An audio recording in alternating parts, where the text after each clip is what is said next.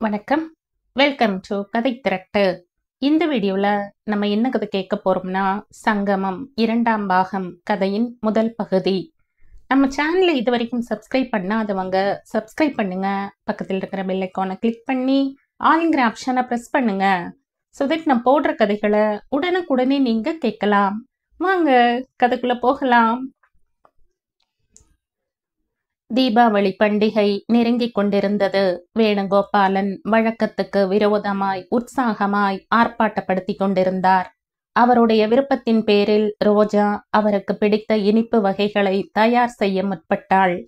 பண்டிகைக்கு 4 நாட்கள் இருந்தபோது அவர் ரோஜாவிடம் பணம் கொடுத்து புதிய உடைகள், பொம்மைகள், பட்டாசு வகைகளை வாங்கி வர சொன்னார். அவர்கள் வீட்டில் தீபாவளிக்கு பொம்மை கொலு வைப்பது வழக்கமாம். ராதைக்கு மிகவும் பிடித்தமாயிருந்த இந்த வழக்கத்தை லாவண்யா கடனே என்றுதான் கடைபிடிப்பாளாம். இந்த தடவை பண்டிகை முழுவதும் தம் வீட்டிலேயே இருக்க வேண்டுமென்று அவர் துடிப்பது போல் ரோஜாவுக்கு தோன்றியது. பழைய பொம்மைகள் இருந்தாலும் புது பொம்மைகளையும் வாங்கி வைக்க வேண்டுமாம். ரோஜாவுக்கு ஷாப்பிங் போவது என்றால் ரொம்பவும் பிடிக்கும். பணத்தை அடிக்கடி எண்ணி பார்த்து கொண்டு இருக்காமல், தீர்ந்து விடுமோ என்று பயப்படாமல் தேவையானதை வாங்கிக் கொள்ளும் போது ரொம்ப மகிழ்ச்சியாயிருக்கும். தன் குடும்பத்திலும் தன்னை சுற்றி இருக்கும் மற்ற குடும்பங்களிலும் ரோஜா நிறைய தடவை கவனித்திருக்கிறாள். ஒரு பண்டிகையை சற்று விமர்சையாக கொண்டாடிவிட்டால் அதன் பிறகு எத்தனை விஷயங்களில் அந்த வீட்டு மனிதர்கள் சிக்கனத்தை கடைபிடிக்க வேண்டியிருக்கிறது. யாராவது உறவினர்கள் வந்து 4 நாட்கள் தங்கிவிட்டு போனால் அந்த கடனை தீர்ப்பதற்கு அந்த குடும்பம் சில நாட்களுக்காவது உணவு விஷயத்தில் கூட சிக்கனத்தை கடைபிடிக்க வேண்டியிருக்கிறது. என்ன வாழ்க்கை இது! வாழ்க்கையில் அனுபவிக்க வேண்டியவை எல்லாம் இந்த சிக்கனத்துக்கு பலியாகி சாரமில்லாத வாழ்க்கையாய் முடிந்து போகிறது. சற்று யோசித்தால் ஓரளவாவது பணம் இருந்துவிட்டால் நிம்மதியான வாழ்க்கை வாழலாம் என்று தோன்றியது ரோஜாவுக்கு. வேணுகோபாலன் கடை தெருவுக்கு போக சொன்னதும் ரோஜா லாவண்யாவின் அறைக்கு சென்று அவளையும் தங்களுடன் வர சொல்லி அழைத்தாள். நான் இதுக்கு, நீயும் ராதையும் போயிட்டு வாங்க என்றாள் லாவண்யா. தந்தை தன்னிடம் ஒன்றும் சொல்லவில்லையே என்ற கோபம் அவள் குரலில் தொனித்தது. ரோஜா அதை புரிந்து கொண்டவள் போல, அப்பா நம் 3 பேரையும் போயிட்டு வர சொன்னார் என்றாள். உண்மையில் அவர் அப்படி எண்ணியிருந்தால் என்னிடம் நேராகவே சொல்லியிருப்பார். அப்படி அவர் நினைக்காததும் நல்லதாய் போச்சு. எனக்கு வர நேரமும் கிடையாது. எங்க கிளப்பில் தீபாவளி இரவு ஸ்பெஷல் ப்ரோக்ராம் இருக்கு. அதுக்கு ரிஹர்சல் பார்க்கும் பொறுப்பு என் மீது இருக்கு. நீங்க போய் வாங்க, நான் வரமாட்டேன். ஆளுயர கண்ணாடியின் முன் நின்று புடவையை சரி செய்து கொண்டே சொன்னாள் லாவண்யா. ரோஜா லாவண்யாவை நன்கு புரிந்தவள். அதிகம் பேசவில்லை. ராதையை அழைத்து கொண்டு வெளியில் வந்து விட்டாள். வாசலில் கார் தயாராக வைத்திருப்பதாய் டிரைவர் வந்து சொல்லிவிட்டு போனான். சீக்கிரமா போயிட்டு வந்துடுங்கம்மா என்று வேணுகோபாலன் கூறினார். ரோஜா தலையசைத்துவிட்டு ராதையின் கையை பிடித்து கொண்டு வாசற்கதவை தாண்டும் போது விஜய் உள்ளே வந்து கொண்டிருந்தான். விஜயை பார்த்ததும் ராதையின் முகம் மலர்ந்தது. விஜய் சட்டென்று ராதையை தூக்கி கொண்டான். ரோஜாவின் கையை பற்றியிருந்த ராதை கையை விடாமல் பிடித்து கொண்டிருந்ததால் ரோஜாவின் கையும் உயரே எழும்பி விஜயை தொட்டது. ரோஜா சட்டென்று கையை விடுவித்து கொண்டாள். ஒரு கணம் விஜயின் பார்வை ரோஜாவின் கண்களை சந்தித்து சட்டென்று விலகியது. இதற்குள் பின்னால் இருந்து வேணுகோபாலன், விஜய் வா வா, வீட்டுக்கு போன் செய்தால் நீ இன்னும் வரவில்லை என்று கோபால் சொன்னான். உன்னோட சின்ன வேலை இருக்கு, இவர்களுடன் நீ கொஞ்சம் ஷாப்பிங் போகணும் என்றார். விஜய் ராதையை இறக்கிவிட்டு உள்ளே வந்தான். அவன் கையில் ஏதோ பேப்பர்கள் இருந்தன. வாசற்கதவை தாண்டிய ரோஜா சட்டென்று நின்று விட்டாள். விஜய் தங்களுடன் கிளம்பிவிட மாட்டானே? விஜய் உள்ளே வந்து நாற்காலியில் அமர்ந்து கொண்டான். நானா? இன்று முழுவதும் ஒரே அலைச்சல். வாசலில் நின்றுவிட்ட ரோஜா வர இருந்த ஆபத்து நீங்கி விட்டது போல் ஒரு பெருமூச்சு விட்டு கொண்டாள். ஆனால் அந்த நிம்மதி ரொம்ப நேரம் நீடிக்கவில்லை. வேணுகோபாலன் ஒப்புக்கொள்ளவில்லை. எத்தனை நேரமாகிவிடும்? 1 மணி நேரத்தில் திரும்பி விடலாம். அந்த கடைகள் எல்லாம் ரோஜாவுக்கு பழக்கம் இல்லை. ரோஜா, விஜய்க்கு சட்டென்று ஒரு கப் காஃபி கொண்டு வாமா என்றார். ராதை விஜய் அருகில் ஓடினாள். ரோஜா வேறு வழி இல்லாமல் சமையல் அறைக்கு சென்றாள். விஜய் வரப்போவதாக தெரிந்ததும் அதுவரை குடிக்கொண்டிருந்த மகிழ்ச்சி அப்படியே அடங்கிவிட்டது. விஜய் மறுத்திருந்தாலோ இல்லை வேணுகோபாலனாவது அவனை வற்புறுத்தாமல் இருந்திருந்தாலோ நன்றாயிருந்திருக்கும். ஆனால் இரண்டுமே நடைபெறவில்லை. விஜய் காஃபி குடித்துவிட்டு ராதையின் கையை பிடித்து கொண்டு கிளம்பினான். காரை செலுத்த டிரைவர் இருந்து விட்டதால் விஜயும் பின் சீற்றிலேயே உட்கார்ந்து கொண்டான். விஜயுடன் சேர்ந்து இப்படி காரில் பயணிப்பது ரோஜாவுக்கு என்னவோ போலிருந்தது.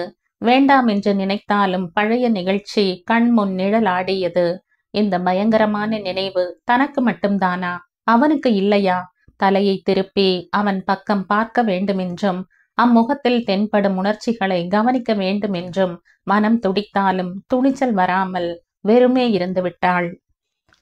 உற்சாகமில்லாமல் கிளம்பிய ரோஜாவுக்கு கடை தெருவுக்கு போன பிறகு எல்லாம் மறந்து போய்விட்டது. ரெடிமேட் துணிக்கடை முதலாளி விஜய்க்கு நன்றாக அறிமுகமானவர் போலும். வேணுகோபாலனின் உடல் நலனை பற்றி குசலம் விசாரித்தார். குளிர்பானங்களை வரவழைத்தார்.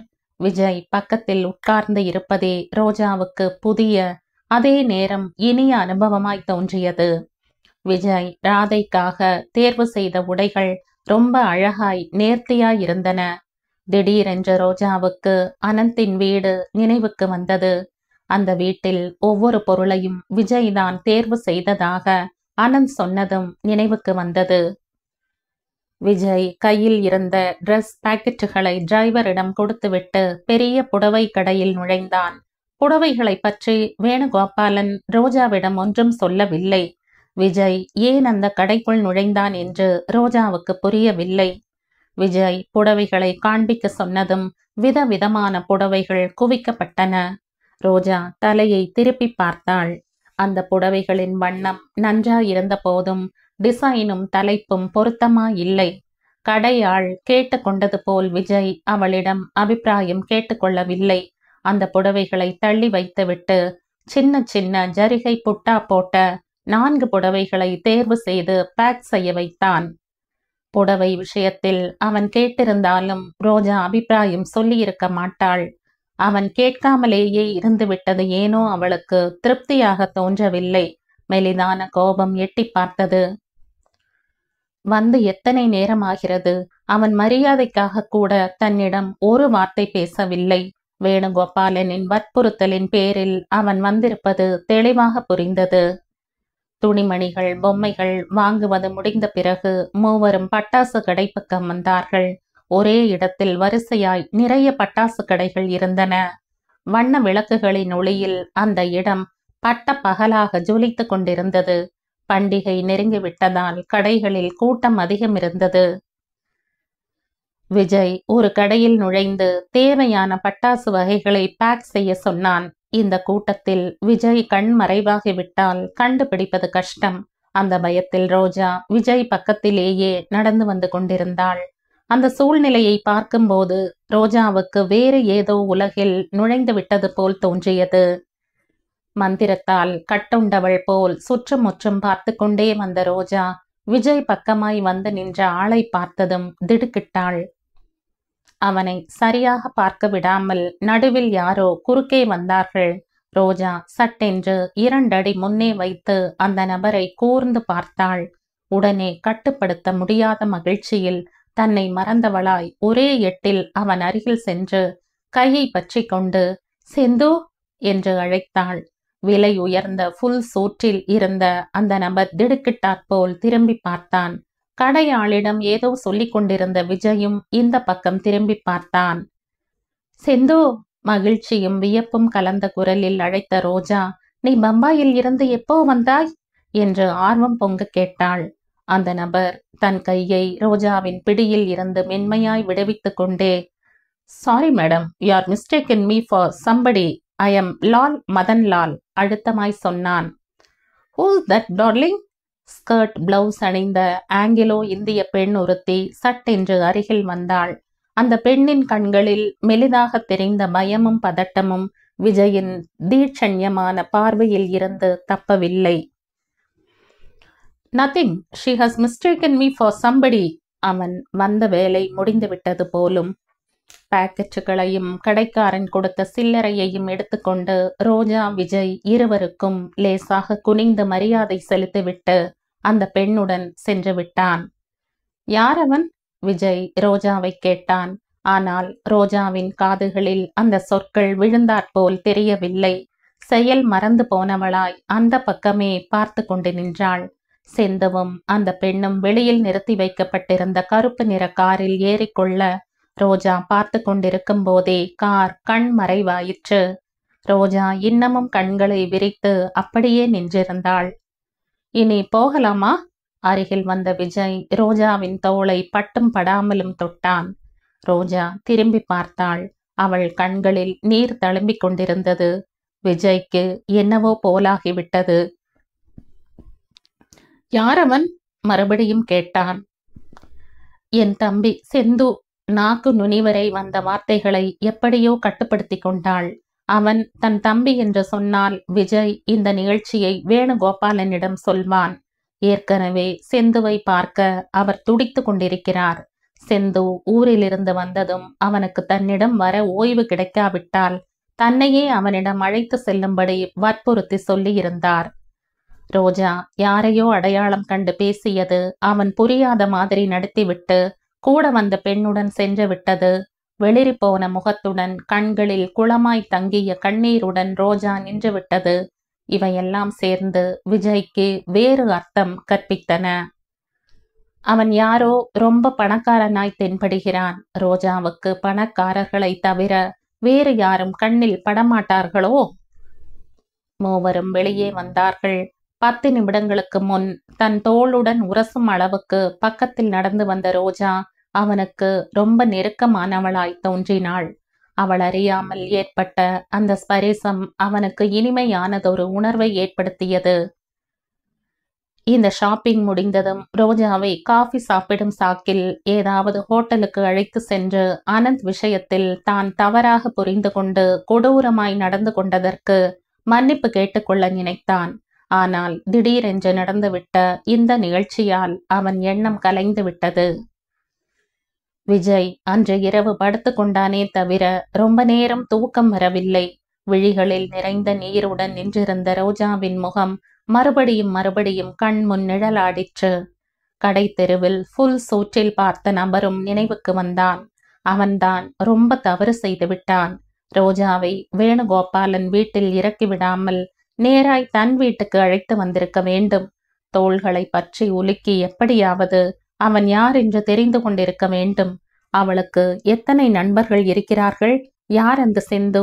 அவன் ஏன் பேசவில்லை? பக்கத்தில் தான் இருந்ததாலா? இல்லை அந்த பெண் அவனுடன் இருந்ததாலா? ஏனோ விஜய்க்கு முன்போல் ரோஜா மீது கோபம் வரவில்லை. சரியான பாதுகாப்பு இல்லாமல் வளர்ந்து விட்டாள். ஆண்களின் சுபாவமும் அவன் அறியாததல்ல. எந்த பெண்ணாவது தனியாய் தென்பட்டால் போதும் அருகில் சென்று இனிமையான பேச்சுக்களால் அவர்களை மயக்குவதுதான் அவர்களுடைய வேலை. கொஞ்சம் புத்திசாலித்தனமும் தராதரம் அறியும் ஞானமும் இருந்தால் ஒழிய அந்த வலையில் விழாமல் தப்பித்து கொள்ள எந்த பெண்ணாலும் முடியாது. எந்த காலத்திலும் பெண்ணுக்கு படிப்பும் நல்லது கெட்டது புரிந்து கொள்ளும் தன்மையும் தனக்கு அநியாயம் நேராமல் பார்த்து கொள்ளும் புத்திசாலித்தனமும் இருப்பது முக்கியம். ரோஜாவை பார்க்கும்போது அவனுக்கு இரக்கம் தோன்றியது. ஒரு தடவை தானும் ரோஜாவும் ஒன்றாய் உட்கார்ந்து மனம் விட்டு பேச முடிந்தால் ரோஜா தன் கடந்த கால வாழ்க்கையை ஒளிவு மறைவில்லாமல் சொன்னால் அது எப்படிப்பட்டதாயிருந்தாலும் மன்னித்து முழு மனதுடன் அவளை ஏற்றுக்கொள்ள தயாராக இருந்தான். ஆனால் அது நடக்குமா? இந்த சில நாட்களில் அவனுக்கு ஒரு விஷயம் தெளிவாய் புரிந்துவிட்டது.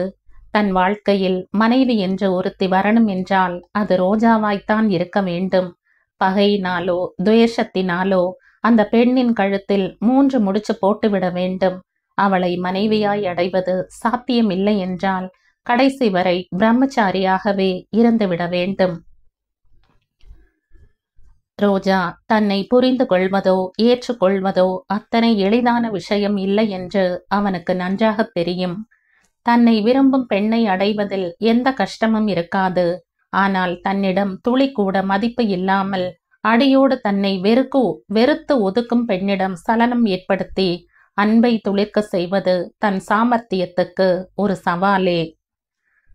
ரோஜா அவள் அறியாமலேயே விஜயை சேலஞ்ச் செய்து அவனுடைய உணர்வுகளை தூண்டிவிட்டாள்.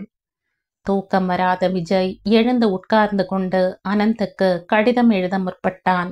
அதில் ரோஜாவும் தானும் சேர்ந்து ஷாப்பிங் போன போது நடந்த நிகழ்ச்சியை சுருக்கமாய் தெரியப்படுத்தி, செந்து என்ற நபர் யாரோ, அவனுக்கும் ரோஜாவுக்கும் இடையே இருக்கும் உறவு எப்படிப்பட்டதோ தெரியப்படுத்தும்படி எழுதினான்.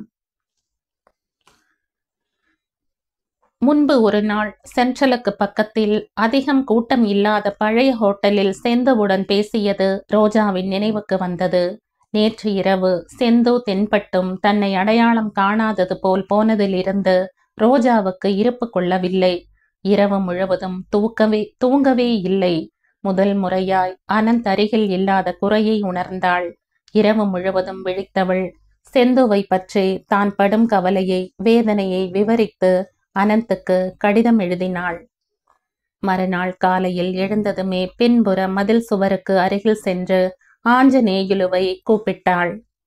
காலையில் தேக பயிற்சிக்காக கொல்லைப்புறத்தில் ஓடிக்கொண்டிருந்த அஞ்சி ரோஜாவின் அழைப்பை கேட்டதும் சுவருக்கு அருகில் வந்தான். அஞ்சி, ஒரு உதவி செய்ய முடியுமா? என்னுடன் துணையாய் ஒரு இடத்துக்கு வர முடியுமா? ரோஜா நயமாய் கேட்டாள். அன்று ஹோட்டலில் நடந்த நிகழ்ச்சி நினைவுக்கு வரவே அஞ்சி சந்தேகமாய் பார்த்தான்.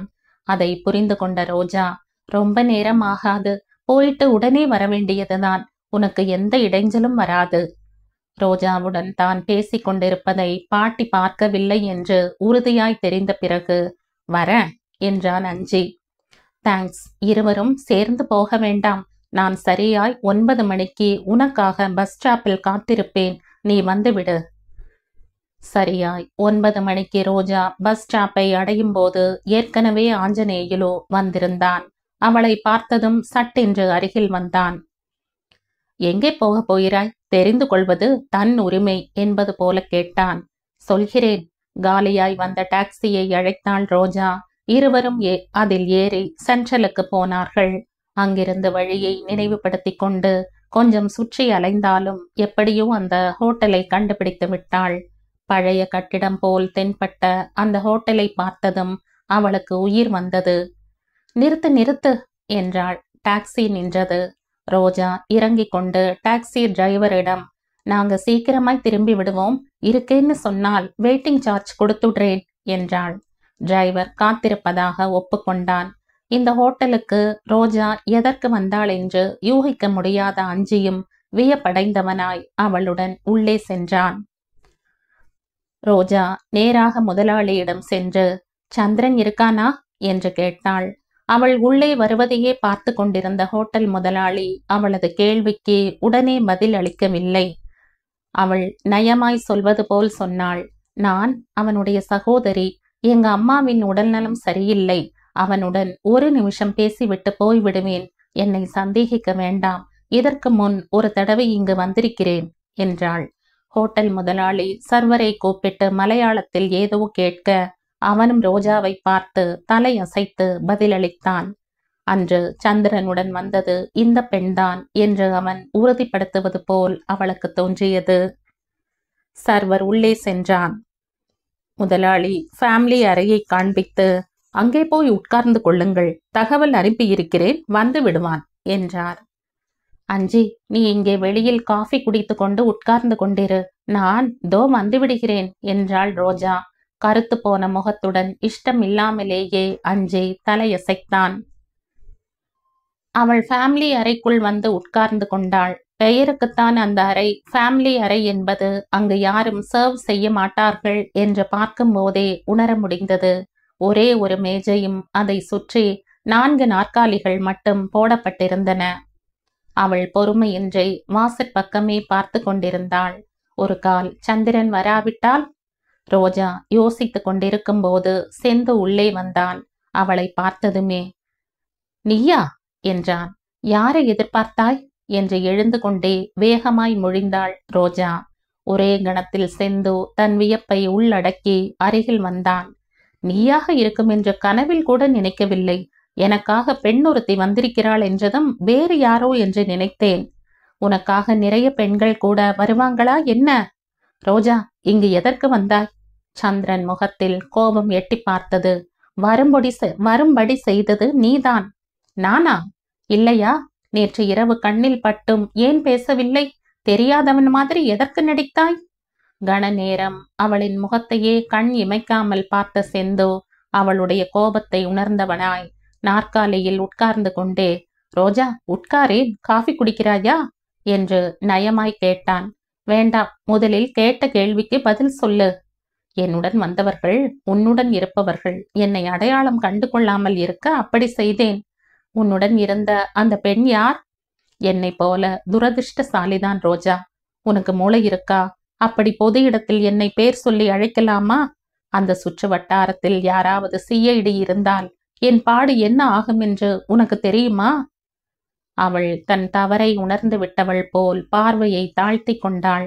எதிர்பாராமல் உன்னை பார்த்ததும் யோசனையே ஓடவில்லை. உனக்கு இடைஞ்சல் வருமே என்ற நினைப்பு வரவில்லை. போகட்டும், அந்த விஷயத்தை விட்டுவிடு. உன் பக்கத்தில் இருந்த அந்த ஆள் யாரு? விஜய், அனந்தோட அண்ணன். உனக்கு எப்படி அறிமுகமாயிற்று? நீ இதற்கு முன் அவனை பற்றி சொன்னதில்லையே. எங்களுக்குள் எந்த அறிமுகமும் கிடையாது. நான் வேலை செய்யும் வேணுகோபாலனுக்கு விஜய் ரொம்ப நெருங்கியவன். அந்த சின்ன பெண் யாரு? வேணுகோபாலனுடைய மகள். செந்து, இரவெல்லாம் எனக்கு தூக்கமே வரவில்லை. கண்களில் நீர் சுழன்றது ரோஜாவுக்கு. நானும் உறங்கவில்லை, சீரியஸாய் சொன்னான் செந்து. அவள் பதில் அளிக்கவில்லை. சற்று பொறுத்து, எதற்காக என்று கேட்க மாட்டாயா என்றான். தனியாய் வேறு கேட்கணுமா? அது கூட தெரியாதா எனக்கு? என்ன தெரியும் உனக்கு? வியப்புடன் நோக்கினாள். உன்னை போல் வாழறவங்களுக்கு உறக்கம் எப்படி வரும்? சந்திரன் சிரித்து விட்டான். உன் மூஞ்சி! என்னை பற்றிய கவலையெல்லாம் எனக்கு என்றோ போய்விட்டது. என் யோசனைகள் எல்லாம் உன்னை பற்றித்தான். உன் நினைவு வந்துவிட்டால் போதும், எனக்கு தூக்கம் வராது. செந்து, ஆமாம் ரோஜா, மாமா மாமிக்கு நம்மை பற்றிய கவலை எந்த அளவுக்கு இருக்கோ எனக்கு தெரியாததில்லையே. நான் இருந்தாலும் உன்னை பொறுத்தவரை இல்லாதவனாகிவிட்டேன். நேற்று அந்த சின்ன பெண்ணுடன் அவனையும் உன் அருகில் பார்க்கும்போது எனக்கு எப்படி இருந்தது தெரியுமா? என்றாவது ஒரு நாள் நீ நல்ல கணவனை அடைந்து குழந்தை குட்டிகளுடன் சந்தோஷமாய் வாழ வேண்டும். கல்யாண பேச்சு வந்ததும் ரோஜாவின் முகம் வாடிவிட்டது. குனிந்த தலை நிமிராமலேயே கம்மி விட்ட குரலில், என் விஷயத்தை விட்டுவிடு. என் யோசனைகள் எப்போதும் உன்னை சுற்றித்தான் இருக்கும் செந்து. நீ மாறணும். சாதாரணமான மனிதனைப் போல ஆகணும். பயமின்றி வாழணும். இதைவிட எனக்கு வேறு எதுவும் வேண்டாம். அவளின் பேச்சில் ஆவேசத்தை கவனித்த செந்து பேச்சை மாற்றினான். அம்மாவுக்கு எப்படி இருக்கு? நான் சொல்ல மாட்டேன், நீயே வந்து பாரு. ஏன் தெருக்களில் நடமாட முடியும் போது உன்னால் வீட்டுக்கு வர முடியாதா? உனக்கு புரியாது ரோஜா. நான் வீட்டுக்கு வந்தால் என்னதான் இல்லை என்றாலும் சந்தேகம் வரும். அம்மாவை நீ கோவிலுக்கோ சினிமாவுக்கோ அழைத்து செல்லக்கூடாதா? அம்மாவையா? நானா? நல்லா இருக்கு. அவள் அறையை விட்டு வெளியே வருவதை கூட நிறுத்திவிட்டாள். ரோஜா திடீரென்று நிறுத்தினாள். செந்து, வேடிக்கை என்ன தெரியுமா? வேணுகோபாலன் கூட இதே கேள்வியை கேட்டார். இதே பதில்தான் சொன்னேன். வேடிக்கையா இல்லை? வேணுகோபாலனின் பேச்சு வந்ததும் செந்துவின் புருவங்கள் முடிச்சிட்டன. சமீபத்தில் அவள் அடிக்கடி அவருடைய பெயரை மந்திரம் போல உச்சரித்து கொண்டிருக்கிறாள். நெற்றியை சுருக்கி கொண்டு கேட்டான். அம்மாவை பார்ப்பதில் அவருக்கு என்ன ஆர்வம்? என்னவோ எனக்கு தெரியாது. அவ்வளவு துடிப்பா இருந்தால் நம் வீட்டுக்கே வந்து அம்மாவை பார்த்திருக்கலாமே. வரலாம், ஆனால் அவர் ஹார்ட் பேஷண்ட். வீட்டை விட்டு வெளியே வருவது ரொம்ப அபூர்வம். செந்து, நீ அவரை சந்திக்க எப்போ வரப்போகிறாய்? நான் அவரை சந்தித்துத்தான் ஆகணுமா ரோஜா?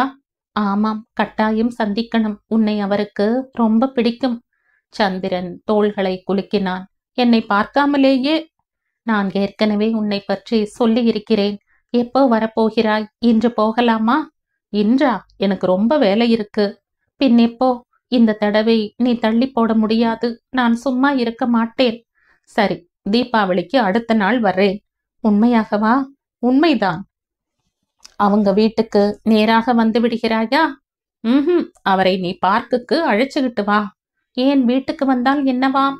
ஒன்றுமில்லை. ஏதாவது புதிய சூழ்நிலையில் 4 சுவர்களுக்கு நடுவில் இருக்கணும் என்றால் எனக்கு மூச்சு முட்டும். வெட்ட வெளியாயிருந்தால் நிம்மதியாய் சுதந்திரமாய் இருக்கும். செந்து கடிகாரத்தை பார்த்து கொண்டான். ரோஜா எழுந்து கொண்டாள். சந்திரனும் எழுந்து கொண்டே சொன்னான், ரோஜா, இந்த தடவை இங்கு வந்தது போதும். இனி ஒரு நாளும் இப்படி வரக்கூடாது. உன்னை போன்ற பெண்கள் வரக்கூடிய இடம் இல்லை இது. நீதான் ஒரு தடவை அழைத்து வந்தாய் என்று நிஷ்டூரமாய் சொன்னாள்.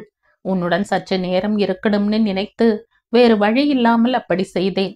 தயவு செய்து இனி ஒரு நாளும் இப்படி வராதே. அது உனக்கும் எனக்கும் நல்லது இல்லை. ரோஜாவுக்கு செந்துவின் பயம் புரிந்தது. அதை ஆயுதமாக கொண்டு செந்துவை மிரட்டினாள். நீ எனக்கு கொடுத்த வாக்குப்படி தீபாவளி கழிந்த மறுநாள் அவரை சந்தித்து விட்டால் நான் இந்த பக்கமே வரமாட்டேன். வராவிட்டால் என்றாவது ஒரு நாள் அவரையும் அழைச்சுக்கிட்டு இங்கேயே வந்து விடுவேன். ரோஜாவின் மிரட்டலுக்கு செந்து சிரித்து விட்டான். இருவரும் தீபாவளி மறுநாள் பார்க்கில் சந்தித்துக் கொள்ளும் நேரத்தை முடிவு செய்தார்கள். மறந்துவிட மாட்டாயே? போக போன ரோஜா மறுபடியும் கேட்டாள். உன்மேல் ஆணை, சரிதானே? சந்திரன் சத்தியம் செய்து கொடுத்தான். தீபாவளி பண்டிகை வந்தது. ரோஜாவுக்கு நினைவு தெரிந்த பிறகு என்றும் இல்லாத விதமாய் சந்தோஷமாய் உற்சாகமாய் இருந்தது. அதற்கு காரணம் தீபாவளி மறுநாள் செந்து வேணுகோபாலனை சந்திப்பதற்கு ஒப்புக்கொண்டுள்ளான். அது ஒன்று. இரண்டாவதாக, நல்ல மனிதரும் உயர்ந்த உள்ளமும் கொண்ட வேணுகோபாலனின் ஆதரவில் இருந்த ரோஜாவுக்கு நிச்சிந்தையாயும் அமைதியாயும் இருந்தது. தனக்கு ஏதாவது ஆபத்தோ அவசரமோ வந்தால் அவருடைய ஆதரவு தனக்கு முழுமையாய் கிடைக்கும் என்ற தைரியம் ரோஜாவுக்கு இருந்தது. இதற்கு முன்போல் வாழ்க்கை சூனியமாய் தனிமையாய் பயங்கரமானதாய் தோன்றவில்லை. ஆலமரம் போன்ற அவரது நிழலில் இளைப்பாரி கொண்டிருந்த ரோஜாவுக்கு முன்போல உலகத்தாரின் குத்தல் பேச்சுக்கள், தாயின் சந்தேகங்கள் அவ்வளவாக வேதனை அளிக்கவில்லை. அவர் காட்டும் அபிமானம், தன் குடும்ப விஷயங்களில் இரக்கம் காட்டி அக்கறையுடன் செயல்படும் அவருடைய கருணை உள்ளம், இவையெல்லாம் சேர்ந்து ரோஜாவுக்கு எதிர்காலத்தை பற்றிய பயமும் கவலையும் இல்லாமல் செய்துவிட்டன. மற்ற வேலைக்காரர்களிடமும் அவருடைய போக்கு கிட்டத்தட்ட இப்படியேதான் இருக்கும். ரோஜா வந்த இத்தனை நாட்களில் அவருடைய பேச்சிலோ செயலிலோ முதலாளி என்ற அகங்காரமோ அதிகாரமோ ஒரு நாளும் தென்பட்டதில்லை. எல்லோரிடமும் அன்பாய் நடந்து கொள்வது அவருடைய சுபாவம். தான் அனுசரணையாய் நடந்து கொள்வதால் இன்னும் கொஞ்சம் கூடுதலான அன்பை தன்னிடம் காண்பித்து வருகிறார். அவ்வளவுதான் என்று ரோஜாவுக்கு தோன்றிற்று. நாளை தீபாவளி என்றால் வேணுகோபாலன் ரோஜாவை அழைத்து, பண்டிகைக்காக என்ன இனிப்பு ஸ்பெஷலாக செய்ய போகிறாய் என்று கேட்டார். உங்களுக்கு எது பிடிக்குமோ சொல்லுங்கள், அதையே செய்கிறேன் என்றாள் ரோஜா. மாமியின் தயவால் அன்று வேலை வாங்கி கஷ்டப்படுத்தினாலும் அந்த திறமைதான் இன்று வாழ வழி காட்டியது. ரோஜாவுக்கு நன்றாக சமைக்க தெரியும். உனக்கு எது நன்றாக செய்ய தெரியும் சொல்லு என்று அவர் புன்முறுவலுடன் கேட்டார். லட்டு, குலோப் ஜாமுன், மைசூர் பாக், போளி. போளினா உங்க மாமாவுக்கு ரொம்ப பிடிக்கும் இல்லையா என்று வேறு ஏதோ நினைவில் மூழ்கியவாறே சொன்னார். ஆமாம், ஆனால் உங்களுக்கு எப்படி தெரியும்? அவர் ஒரு நிமிடம் தடுமாறிவிட்டு பிறகு எதேச்சையாக சொல்வது போல சொன்னார். நீயே முன்பு என்னைக்கோ என்னிடம் சொன்னதாக நினைவு. நானா? ரோஜாவுக்கு எத்தனை யோசித்தாலும் தனக்கும் அவருக்கும் இடையே இந்த பேச்சு வந்ததாக நினைவு இல்லை.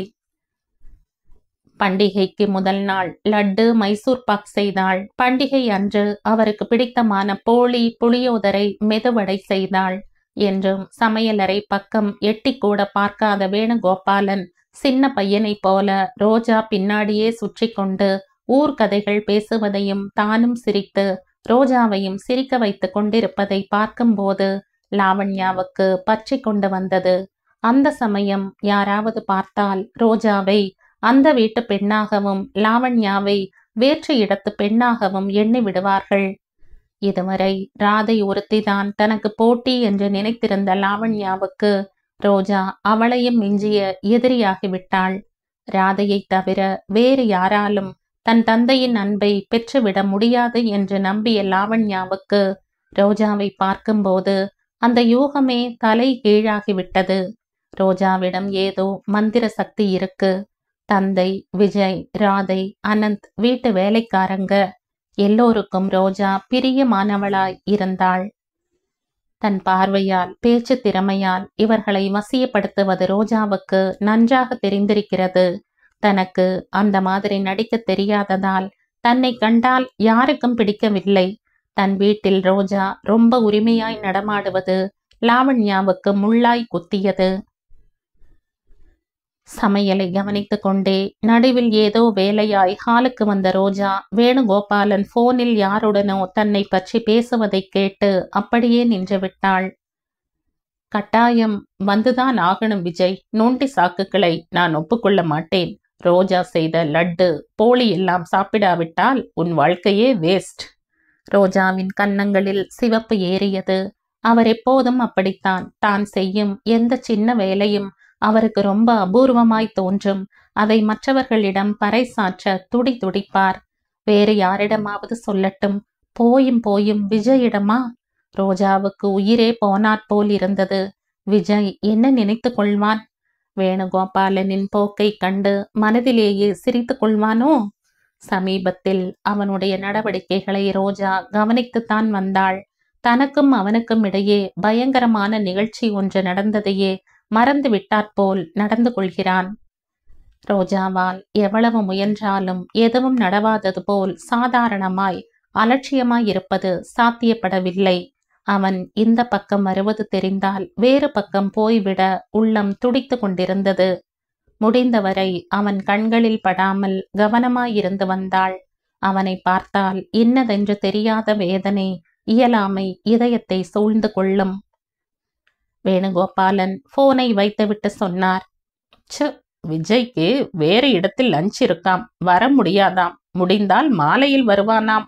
ஒரு கணம் ரோஜாவுக்கு விஜய் வரப்போவதில்லை என்ற செய்தி மகிழ்ச்சியை தந்தாலும் உடனே ஏனோ ஏமாற்றமாய் உணர்ந்தாள். அவளுக்கு தன் மீதே எரிச்சல் வந்தது. ஒரு பக்கம் அவனுடைய நிழலை கூட பார்க்க விரும்பாத போது, இன்னொரு பக்கம் அவனுக்கு தானே உணவு பரிமாற வேண்டும் என்றும் தன் கையால் காஃபி கொடுக்க வேண்டும் என்றும் மனம் ஏங்குவதைக் கண்டு திடுக்கிட்டாள். அவனுடைய அருகாமையில் ஒரு விதமான சந்தோஷம் உண்டாவதை உணர்ந்த போது ரோஜாவுக்கு தன் மீதே கோபம் வந்தது. எவ்வளவு வெட்கங்கெட்ட விஷயம்! வெறுத்து ஒதுக்க வேண்டிய நபரை பற்றி தன் மனம் உயர்வாய் எண்ணியதை கவனித்த ரோஜா தடுமாறிவிட்டாள். இந்த பலவீனத்தை எப்படி தடுப்பது? சாப்பிட உட்காரும் முன் வேணுகோபாலன் தானே ஒரு கேரியரை எடுத்து அதில் சமைத்த உணவு வகைகளையும் இனிப்புகளையும் நிரப்பினார். டிரைவரை அழைத்து, இதை கொண்டு போய் ரோஜாம்மா வீட்டில் கொடுத்து விட்டு வா என்றார். அதுவரை வேறு யாருக்காகவோ என்று நினைத்திருந்த அவள் இதை கேட்டதும் அதிர்ச்சியடைந்தாள். மறுக்க போனவளை வேணுகோபாலன் கை அசைவிலேயே தடுத்துவிட்டு டிரைவரை போக சொன்னார்.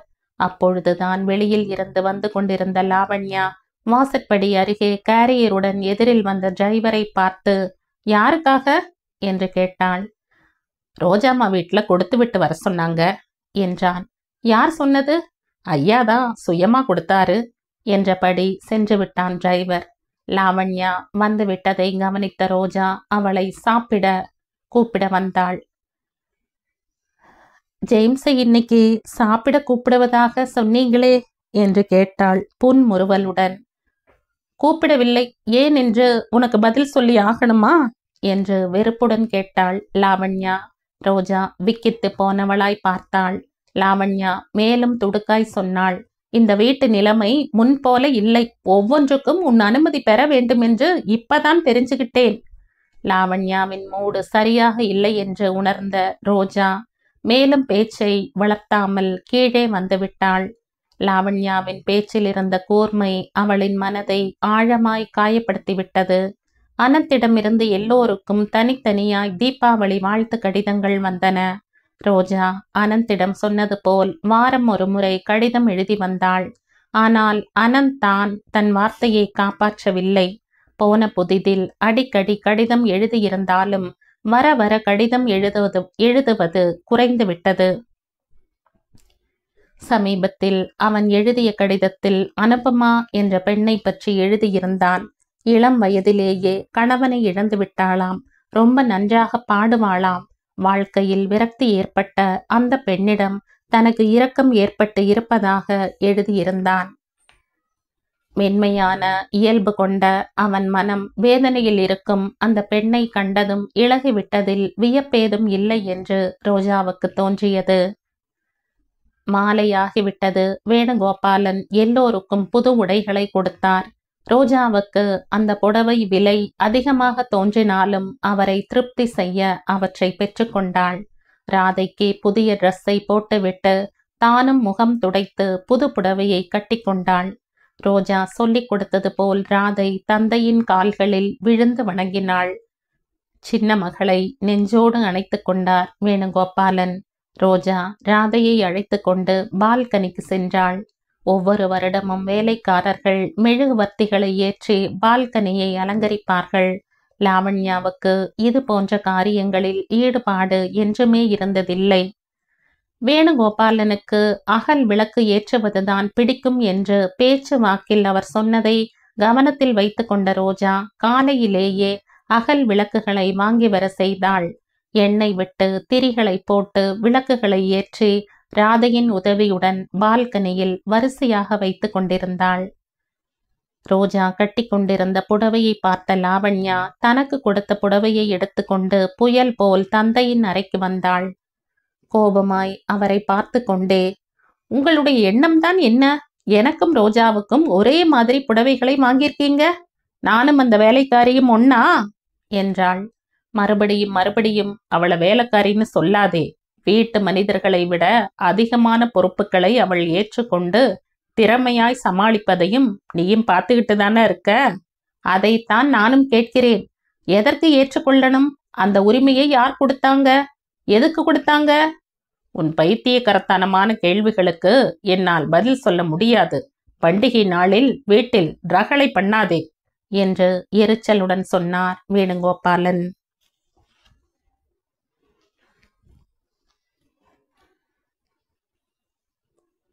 இந்த கதையின் தொடர்ச்சியை அடுத்த பதிவில் கேட்கலாம். நன்றி.